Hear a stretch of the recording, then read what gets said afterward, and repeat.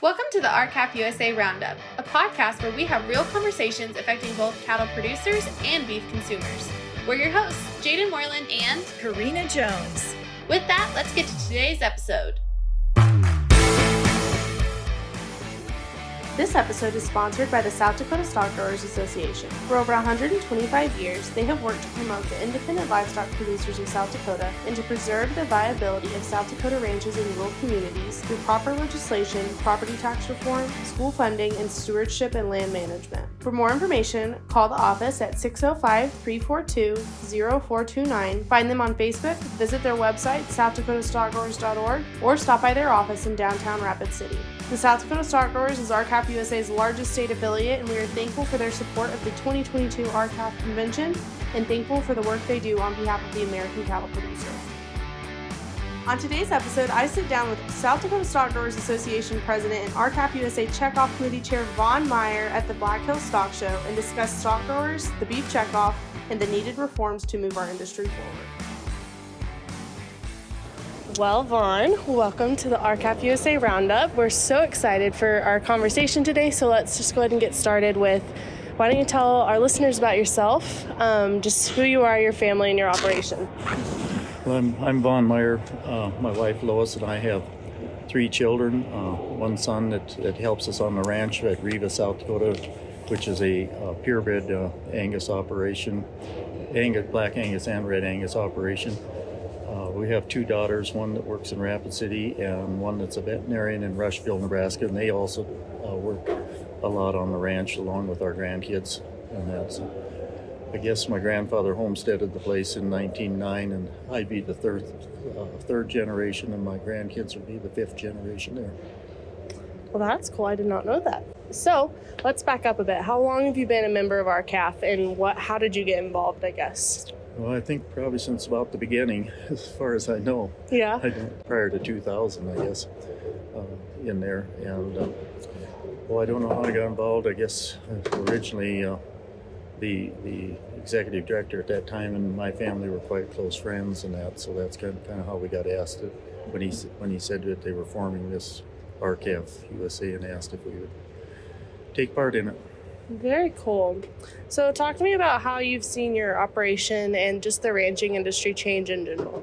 Just since since your grandparents homesteaded and kind of as you've taken it. It's pretty alarming, actually. What I guess the best part of it is we're still around. We're one of the few that are around, but I've seen the contraction of our industry. It's really alarming on there. You know, when we grew up, we probably were on 2,400 acres and we had our horses and our cattle, and we had time to do things and visit with neighbors and stuff. It seems like nowadays everybody's got their nose on the grindstone, and you're trying to make ends meet. And of course, there's a lot of places that are gone, and our place, for one, has gotten bigger over the years by accumulating some of those that have chose to leave our industry. And there, we were fortunate in this last year to be able to take on some extra land that will help benefit 3 of our neighbor kids along with 2 of our own. So that part, if kids don't have some way to get in anymore, it's almost exclusive in our industry because of the cost of the repairs and expenses are far outweighing the income and revenue end of it. Yep. So you've held some pretty important titles within the industry. So first off, RCAP USA Checkoff Committee Chair, former Cattlemen's Beef Board member, South Dakota Beef Council member, former president of Organization for Competitive Markets, former board member at the Angus Association, but most recently, you're the president of RCAF's largest state affiliate, the South Dakota Stockgrowers Association.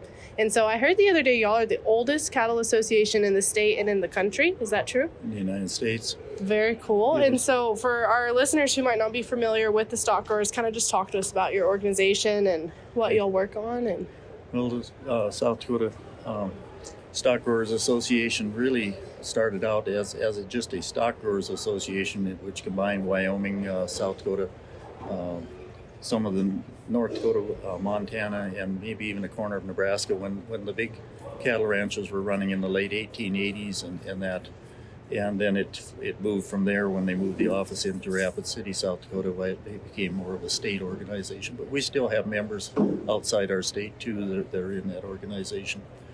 It's been quite an organization. I didn't really get involved in it until about 2002, I guess, probably in there. And we've been lucky. We've had a lot of presidents. We've been affiliated with different groups over the years, but we've been with RCAF for many, many years now because a lot of our philosophies run the same. You know, we believe in country of origin labeling. We believe in the main philosophy is we're concerned about packer abuse and control of the farmers and ranchers. We see the numbers disappearing and what is I call the beginnings of vertical integration in there. That's our biggest concern. So for listeners that are unaware, Vaughn and I are recording this at the Black Hills Stock Show in Rapid City, South Dakota, as you can hear, I'm sure. But it has been cold and snowy, but it's been fun. But we had a panel where RCAF President Brett Kinsey, the NCBA President, and the USDA President discussed industry issues and policy for the Farm Bill. And then RCAF had a Farm Bill listening session and social, and then just the normal selling raffle tickets and memberships. But overall, it's been a big success for both of our organizations. And I've had a great time. But RCAF and Stockgrowers have a long history with this event. So kind of tell me about the Black Hills Stock Show and how it came to be that our two organizations are here and work together at it. Well, the Black Hills Stock Show, I'm not sure of the date it started, but it's one of the major shows in the United States, right up there next to the Western National and some of the others. And I guess as a cattle organization, you get all types of cattle and ranchers. They have quite a few days of horse industry shows and that sort and sales, and plus they do have cattle sales every day of the week. In the last week there from all different breeds in there, so it's a major event, and we feel as a cattle organization that represents the largest number of cattle producers here in South Dakota, that it's to our benefit to be down here, and we not only are interacting with membership to promote ourselves, but we're also out. It's a listening session for us in a way. We want to know how they feel in that, and we. As you've seen in the last 2 years, we've run up opinion polls with the people that stop at our booths and stuff, and that's how we develop our policies and stuff and the direction that we go from there. Yep. So before we go any further, I do want to add, RCAF is the largest cattle association exclusively representing independent cattle producers, and we do that without any beef checkoff money. We operate solely off of membership dues and donations. And so, Vaughn, as we get into the checkoff conversation, let's go back to earlier. As we said, you're the checkoff committee chair with RCAF, and part of what led to you holding that position is that you used to sit on the Cattlemen's Beef Board. So talk to me kind of about the history of the beef checkoff, why it was started, how it was supposed to operate, and kind of how it operates today. It has a long history. Basically, producers from South Dakota and maybe even a few from North Dakota started what was called the Beef Producers of South Dakota, and they started lobbying in Congress because they realized something needed to be done. And after a year or two of that and getting Congress's attention, why the National Cattlemen's Association took over, and which was glad, I think, news to a lot of them because they were busy at home with things, so they left and went home. And if you follow, there were several votes to try and get a checkoff program through. From about the first one was in about 1976 and in there. Then there was 2 amendments to the thing, and one amendment in 1977 said that they questioned what the importers would do in there. Are they going to get free ride or not? And that was a simple amendment that just said the importers will pay $1 per head equivalent on cattle too. Then in 1984, after several tries, or 83 or 4, don't quote me on that, but there was an amendment that reduced it down from 75% to a simple majority to win. And in 1984 it was approved. In 1985 it was included into the Farm Bill and passed on there. And so that's where it really started. Then in 1996 there was a merger between basically the packers side of it, because they had some promotion going from back in the early 1920s and 30s. And the Federation of the Meat Packers became the Federation of the State Beef Councils in there. And currently now you have that federation that represents the state beef councils is really not a set-aside organization. They are part of NCBA in there. So when your dollar comes, every dollar that's charged here in South Dakota, it has to be taken out at the sale barn, or if you're a private individual, you have to mail it in. And the dollar goes to our state beef council, and then it's split. 50% of that goes to the Cattlemen's Beef Board in Denver, Colorado, and they use that for promotion and research and all the things for that. And the other half stays in the state here, and it can be used by the state how they see fit. Quite often, the federation side of that requires that you buy seats to sit on their federation, and the first seat might be in that neighborhood of 15 to 20,000. Some of the higher up seats, and like if you want to get up in there around 6 or 7 seats, you might be paying $200,000 and $300,000 for a seat. So that money from the federation is supposed to go directly into the authorization request. That's the work that they do annually in there, on there, and it's committed to it. Let's say that, and I guess from there, why some of the money that doesn't go on the federation off to there, where the states use indirectly. Like in South Dakota, we've also sent money to projects like the Northeast Initiative, where the higher population areas are, and that money we feel is well spent, because in South Dakota we have the cattle, but we do not have the population in there. And then we've also shared with New York State, Pennsylvania, and other states individually out there. So talk to me about some of the contractors of the Checkoff. And I guess so remind me how much money overall the Checkoff brings in about a year. Checkoff brings approximately $80 million a year. It's up or down a little on there. Okay. And Cattlemen's Beef Board, it's approximately, I can't tell you this, last year, I believe, the total authorization request for them was $45 million. That's a rounded off figure.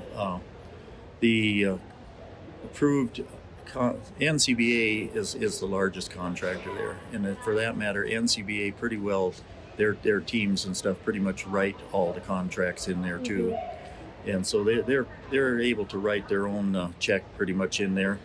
If you look at the 2022 authorization requests, NCBA's share of those was 71% or $32 million of that money in there. And then on top of that, you have what's called the implementation fee, and that's what they charge for doing work. It's kind of like the wages for doing the job. And their implementation fees will run about 51.5% for 2022. The other 8 contractors in there received about $13 million or about 24 point. Their implementation fee was 24.5%, which is about half or less than half of what the NCBA's is in there. It used to be they were a standard flat rate of 20% when I was on the Cattlemen's Beef Board all the time in there. So you can see that the other 8 would only receive about 29% of the total contracts in there on there. So that's kind of where they're at in there. That income for NCBA at $35 million that comes from the Beef Operating Committee. Then if you add in the total that they also receive from the Federation side in there, it figures out to about $53.4 million, or about 84% of their annual budget in there. Which, of course, as we know, cattle producers are required to pay. Right. And then it goes to a lobbying organization that does not even necessarily represent their views. Yes, correct. But so let's back up to the CBB and talk to me about how the CBB, like how you get elected, what your experience was, and how that kind of led to you holding this committee chair position with RCAF. Okay. On the Cattlemen's Beef Board in South Dakota, well, in all states, your name's put in, and then the Secretary of Agriculture accepts you or not. Sometimes they're put in by organizations and approved by your state to send them on to it. Cattlemen's Beef Board is made up of roughly around 100 members. It gives or takes depending on the total cattle numbers in the United States in there. And they have what's called the Beef Operating Committee. And the Beef Operating Committee is made up of 10 people from the Federation and 10 people from our side that were appointed to the Cattlemen's Beef Board in there. And that figure was set back in '96 when I referred to that kind of merging of the packers in the deal in there, the packers in the Cattlemen's Beef Board, so they wouldn't duplicate on their advertising. And that was part of the arrangement in there that the 10 of the Federation would have 10 seats on that board. So those, and as I mentioned, the Federation is the NCBA, so they automatically have a majority on that board before they ever start.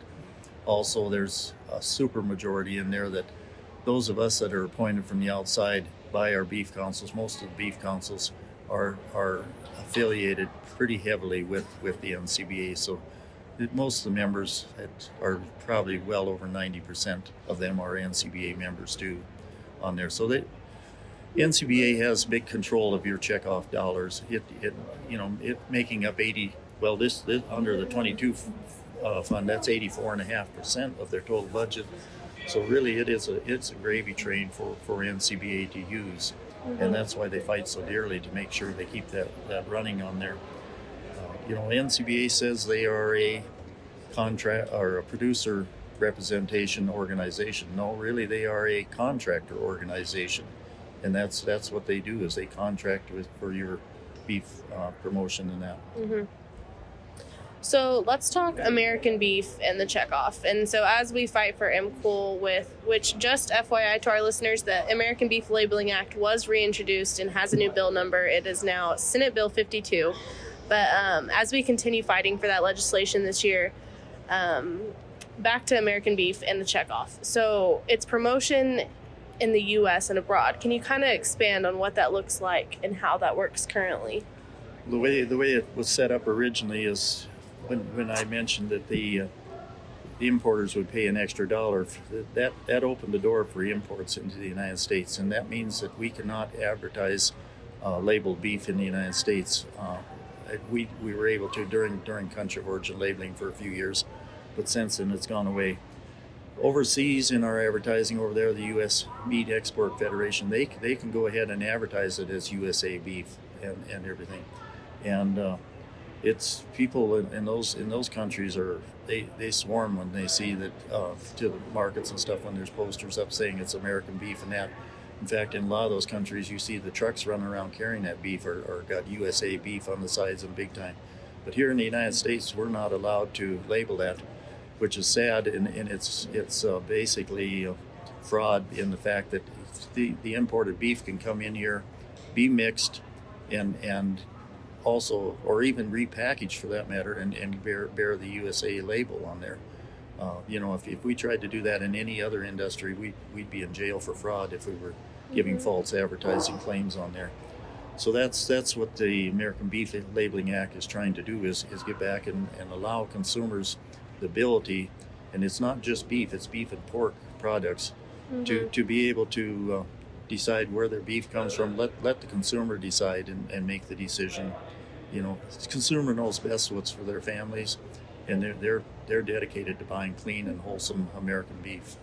Yeah, it's just ridiculous to me of how these families abroad can make that decision for their families because they can choose to purchase American beef, but for some reason the Americans that pay into the checkoff can't even advertise their product, and then American consumers can't even choose. Right. It's crazy to me.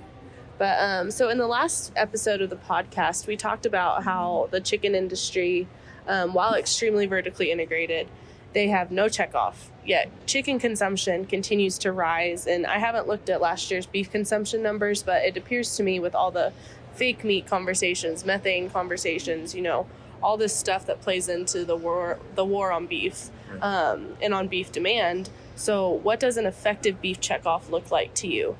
And what reform efforts, I guess, are being made in today's checkoff? Well, we identified about 14 things that we needed to reform in the checkoff, but the two major ones would be the fact that if we didn't have any policy organization contracting, that should be highly illegal because they're using it to their benefit. basically because of the packer influences in their organization in there. And then of course country of origin labeling, letting producers make their own choice on there would be allowing the Checkoff eventually to promote USA beef. You know, on our industry, or nationally, on all industry and stuff, they figure that advertising contributes about 5% to the gross revenues of an organization or an entity or anything that's doing that. And if that was the case in the beef Checkoff advertising and work, you know, that 5% in the last 10 years, by the time you take the amortization of it and add it in each year, and that you'd see producers' beef prices way higher on there on that. The way it is right now, the consumer is paying a lot higher price than he did 5 years ago, but that's in the retail to wholesale spread that is seeing the differences, not the producer to the wholesale spreads. Mm-hmm. So on the topic of reforms, let's talk about what are some other necessary reforms our industry needs to undergo in order to continue, for many ranchers to continue to operate. Like, I know we tried the referendum a few years ago, and I know there's some other legislation we're supporting, so talk to us kind of about those reforms. Well, right now on legislation, yes, the major reforms is to be able to improve our beef Checkoff, I guess, and keep producers back on the ground like it was intended to do. The major one that's out there right now that we've looked at both in our Checkoff reform coalition and the Organization for Competitive Markets started it about 2 years ago, and that is the OFF Act. And the OFF Act basically will say that a contractor that is a policy organization cannot contract, and it also has some things in there like not disparaging other checkoffs in there, but for the most part it's to stop that in there. The AMP Act, it's being pushed by the Texas animal protein producers, and that's a nationwide deal in there, and that basically is it covers not only the Checkoff, but it's covering country of origin labeling, it's covering the packers and stockyards rules, and that it's a pretty comprehensive legislation that'll be coming. Of course, we've got RCAF pushing hard, and other organizations for country of origin labeling and Checkoff reforms, trying to get them directly into the farm bill in there. So then I want to kind of go back to the referendum. I didn't have any questions about this, and I should have. So the reason we made that Checkoff referendum in the first place was whenever the Beef Council was formed, or the Checkoff was formed, wasn't it we were supposed to vote every 5 years? Yes, that's the main thing. We've never been able to have a vote since then. We came close one time on there, but they got in order to have a vote, it says that you must petition the Secretary of Agriculture, and then he will allow you to do it, and the vote has to be either an up or down on the thing. You have to have 10% of the signatures of the total number of producers in there, which is a huge amount in there. Mm-hmm. At that time, and I can't tell you what year it was, that they came up with the total numbers, but they started throwing them out and through the whole vote out process. We tried 2 years ago to get started, and I feel it was a pretty healthy goal on it. I think we got 40,000 yeah. signatures, so there's 40,000 people that want a vote on their Checkoff. Right, exactly. And that indicated exactly what a lot of the producers out there, and the ones that did not sign the petition or we could not get a hold of were ones that just figure that it's probably cheaper than fighting it just to throw the buck away every day. And it sounds like an insignificant amount, but you sell an animal for, say, $1,000 and you pay $1 on there. It doesn't sound like a lot, but when that contributes to $80 million that's being used against you every year. Mm-hmm. I did a piece here in conjunction with the help of Bill Bullard, I suppose it's been 5 or 6 years ago. They claim every dollar our beef Checkoff puts in there creates $11.20 to the good on there. Well, this was based on what happened in 2015 to our markets, which went in half immediately when our contractors lobbied to kill that market. And I figured exactly using those monies that were spent by those 5 contractors that actually signed on to that thing, the money that we allocate to them, and it was close to $324 negative for every dollar. That's what they cost us on that. Well, and I don't think people realize that, people in the cattle industry know this, but every time that cow is sold, so I mean, it could be sold 5 times, if even more than that. And so that's $5 per that cow. Multiply that by however many our herd numbers are. That's a lot of money. It's a lot of money, and that is the hypothesis that's supposed to happen on there. But a lot of the cattle, and I can't tell you what the average is, but I think it's a little over $2 per head is generated from the time that animal is born on my ranch to the time it's slaughtered in there. A lot of our calves nowadays are sold in the sale barn are already probably Packer owned on there. And probably the only dollar on those calves that ever gets in there is the dollar I pay out of my per head on there.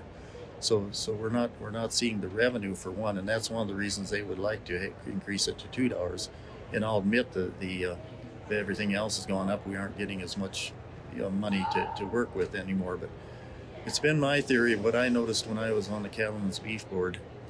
When you talk about the waste and that of having your boards and your administration and that working for there, if they would put the contracts out there and the work to allow it to see, it has to be done by an organization that was in existence originally before 1984. Then they've opened it up to other organizations since then.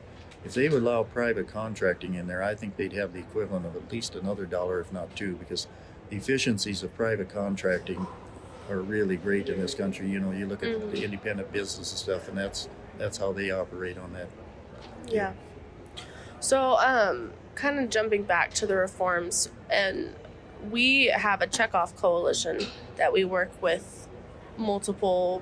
There's some other organizations, but just a lot of people that are fired up about the Checkoff. And one of those focuses is on the Prime Act and the Off Act. And am I missing any, or is it just those two? Just those two, or the AMP Act. And the AMP Act is coming on. Yeah. And so, kind of expand more on what would that mean for cattle producers if any of those 3 were passed? Well, it'd mean immediately, right then and there, that they'd have to come up with a different way of advertising. More of your money would be available for advertising projects and it wouldn't be used against you. Like I just mentioned, that it's actually costing you money, and deep down when they fight against you and kill country of origin labeling, cut your profits in half on there. So any of them we feel would benefit the producers, and hopefully we'll get a combination of all of those. Yep. So what will happen to rural America if we don't achieve some of these reforms? I'm afraid rural America is going to be going the same route as the chicken industry and the pork industry. The few people that will be out here still raising, most family farmers will be lucky if they're able to work for a big corporation that's producing cattle. And that's the way the hog industry is. If they don't have contracts with huge sheds that are raising thousands of, they're not interested in them. They don't. And the way we're seeing right now with the pressures coming down on sustainable efforts and the sustainable effort has got 6 parameters that we have to meet, and they're like how you treat your labor, how you treat your family, how you treat your animals, and so on down. And of course, a lot of the deals, including the Angus Association, IM Global, and some of the others, are coming out and making a business of recording that for you. You sell your animals, and if you don't have that in there, they aren't going to take a bid on them. Plus, you've got to have them. They're wanting electronic identification so they can pass your information on to the consumer, which is all quite fine. But they're not intending to pay you for your work on there. They're basically using you to profit by on there. Yeah. So we're going to see a lot of that. This sustainable. That's the other problem. Is this whole thing is going global, and your Checkoff is already invested in some of the things like the Global Roundtable for Sustainable Beef, and in there, that I don't think was the original intention of our Checkoff dollars, to be allowing global government to come in and dictate how people should live within our country. Yep. So I will link information about the South Dakota Stockgrowers Association in the show notes. But Vaughn, what is next for South Dakota Stockgrowers? What are some goals that y'all are working towards this year? Well, right now we're kind of in a phase of what do you call it? Rebuilding phase, and we've had some real changes in the last year. We got a new executive director, Doris Lowing, that's doing one heck of a job. We're trying to just put our membership base together, and I would say our major goal is to build membership this upcoming year. And we're working right now. The legislature's met, and we're working on several areas from brand board issues all the way up to foreign ownership and that on land, and there'll be many others coming down, I'm sure. So it's the usual issues when the legislature goes into business. Back in December, I thought, boy, I wonder what we're going to do this year. But they all pop up, and we find things keep busy. But I would say membership is our best deal, and we've had a membership problem in the past. Just reassuring the membership that we're working for them, and we're affiliated with a great affiliation with RCAF that gives us capabilities on the national level that we wouldn't have otherwise. Yep. So anything you want to add before we close out? I'd just like to thank you for all the work that you do too, and RCAF, and we look forward to working with you for many more years. Yes, I hope so. So one final question that we always close our podcast with, and it's usually the favorite question, is what is your favorite cut of beef and how do you like it prepared? I'd have to say prime rib. Yeah. And I like it fairly on the red side. With lots of horseradish. Yes, of course. Well, Vaughn, thank you for coming on and talking with us today. I appreciate all you do and the work you put in with Stockgrowers and RCAF and all your other organizations and positions. So. I thank you, and I thank all the work that you do for us and RCAF, working night and day. Just we're maybe off here vacationing a little and taking in the stock show. So, thank you. Vaughn, thank you so much for joining us today. I'm sure we will have you back on the podcast in the future, but I appreciate you taking the time to sit down with me as we run such a busy schedule this week, and I appreciate all you do for the industry. So for more information about the South Dakota Stockgrowers Association, visit their website, southdakotastockgrowers.org, and for more information about the reforms being discussed, visit the RCAF USA website. Stay involved in the conversation and give us a follow at RCAF USA on Facebook, Instagram, Twitter, LinkedIn, and YouTube. Thanks for listening to today's episode of the RCAF USA Roundup. To learn more about RCAF USA, visit our website, www.r-cafusa.com.